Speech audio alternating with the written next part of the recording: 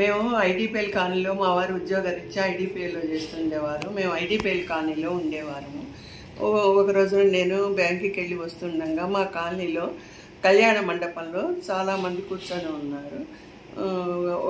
ఎవరో వచ్చి చెప్తున్నారనమాట భగవంతుని గురించి. ఏమిటా అన్న కుతూహలంతో నేను లోపలికి అడుగు వేశాను. అడుగు వేస్తే వాళ్ళ ఆత్మజ్ఞానం గురించి చెప్తున్నారు. అప్పుడు నాకు అనిపించింది, చిన్నప్పటి నుంచి మా అమ్మ చెప్తున్నటువంటిదే కదా, వీళ్ళు నిజమైన గురువులే అనుకున్నా. ఈ గురువు గారి పేరు బాలయోగేశ్వర సంత శ్రీ గురు మహారాజు.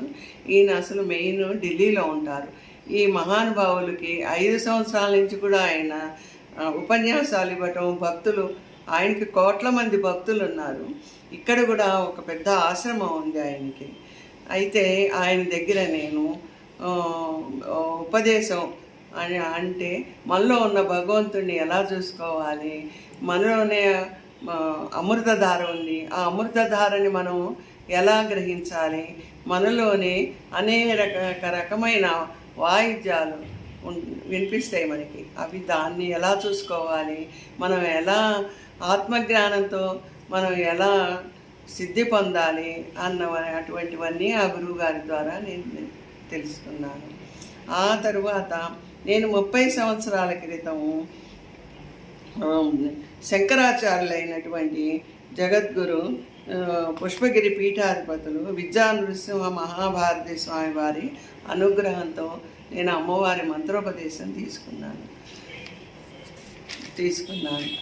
అదీగాక చందోలు, తెనాలి దగ్గర చందోల్లో తాడేపల్లి రాఘవనారాయణ శాస్త్రి గారని అమ్మవారి భక్తులు, సాక్షాత్తు అమ్మవారు ఆయన ఇంటి ఉండేది, అమ్మవారితో ఆయన మాట్లాడుతూ ఉండేవారు. ఎంతోమంది ఆయన భక్తులు ఉన్నారు ఆయనకి. ఇప్పటికీ ఆయన గురించి ప్రతి వారు చెప్పుకుంటూనే ఉంటారు. ఆయన సిద్ధి పొందినప్పుడు ఆయన అగ్నిహోత్రంలోంచి అమ్మవారు అలా వెళ్ళిపోవటం కొన్ని లక్షల మంది జనం చూశారు. పేపర్లో కూడా ఫోటో పడింది. ఆ ఫోటో ఇప్పటికీ ఉన్నదన్నమాట. అలాంటి మహానుభావుల పాదాలు సాక్షాత్తు కడిగి ఆయన ఆశీర్వచనాలు కూడా పొందాను నేను.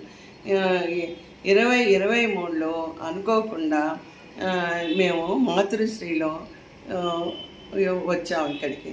అప్పుడు శ్రీ రామాంజనేయ నారాయణ ఈశ్వర్ గారు కూడా, మేము ఆయన ఒకే అపార్ట్మెంట్లో ఎదురెదురుగా ఉండటం సంభవించింది అనుకోకుండా. అయితే ఆయన నన్ను మొదటిసారి చూడగానే నారాయణ ఈశ్వర గారు, అమ్మ నిన్ను చూడగానే అమ్మవారిని చూసిన భావన నాకు కలిగింది అని ఆయన అనుకున్నారు. నాకేమో సాక్షాత్తు దత్త భగవానుడు శ్రీ గురుదేవ దత్త ఆయన లాగా నాకు కూడా అనిపించింది. శ్రీపాద వల్లభుడా అన్న భావన కలిగింది.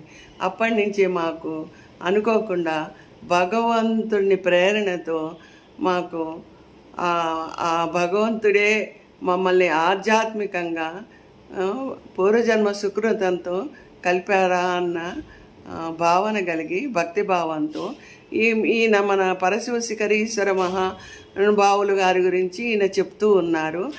వింటూ ఉన్నా ప్రతిరోజు. నాకు ఆయన దర్శనం ఎప్పుడు చేసుకుందామా అన్న కుతూహలంతో ఉన్నా. అనుకోకుండా మొన్న జరిగిన వ్యాస పౌర్ణమి నాడు మన గురువుగారు వచ్చారు కదా, మీకు అందరికీ తెలుసు. అప్పుడు ఆయన చూసేటప్పటికి నాకు చాలా అనన్యమైన భక్తే కాదు, మనసు అంతా ఆనందంగా ఆహ్లాదంగా నిండిపోయింది. ఒక సిద్ధ పురుషులకి కలిగిన అనుభూతిలాగా నిండింది. ఆయన మనకి ఎలా లభించారనుకుంటున్నారు? మనకి ఎప్పటి నుంచో శంకరాచార్యులు గారు, వ్యాస భగవానుడు, గురు పరంపర శిష్యులు ఉన్నారు కదా, మన భారతదేశాన్ని ఉద్ధరించడానికి వచ్చారు కదా. ఆ వారు వెళ్ళి కైలాసానికి వెళ్ళినా కూడా వాళ్ళు ఇలాంటి మహానుభావుల్ని మన కోసం పంపిస్తూ ఉంటారు. ఎందుకంటే మంచి ప్రవర్తనతో, మంచి ఆత్మజ్ఞానంతో మనం అందరం ఆధ్యాత్మికంగా ఉండాలి అన్న భావంతో ఆ సిద్ధయోగులు అవతరిస్తూ ఉంటారు.